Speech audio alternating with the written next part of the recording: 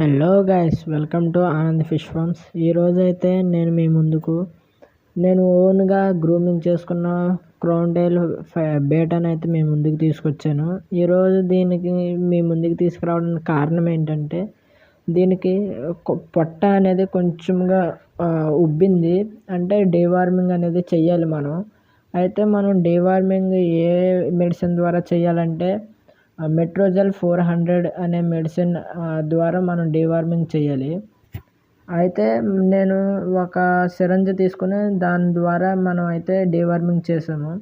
ఆ ట్యాబ్లెట్ అనేది పౌడర్ చేసుకుని అది సిరంజ్లో వేసుకుని మనం బాగా షేక్ చేసుకోవాలి, బాగా మిక్స్ అయ్యే వరకు.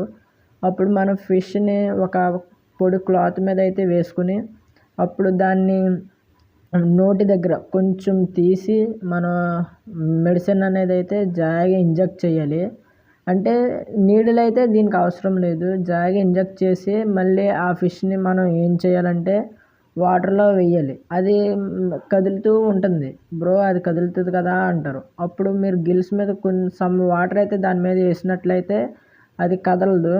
అది దాన్ని కొంచెంగా వాటర్లో వేసినప్పుడు అది తీసుకున్నంత మెడిసిన్ అయితే అది తీసుకుంటుంది, మిగతాది అయితే కక్కుతుంది. అలాగా మనం ఒక 2 or 3 times చేయాలి. బ్రో మనం ఎంత మెడిసిన్ ఇవ్వాలా అంటే ఇవ్వాలి, ఎందుకంటే అది మనం ఇచ్చిన దాంట్లో కొంచెమన్నా తీసుకుంటుంది కాబట్టి అది మనం అంత మెడిసిన్ అయితే ఇవ్వాలి.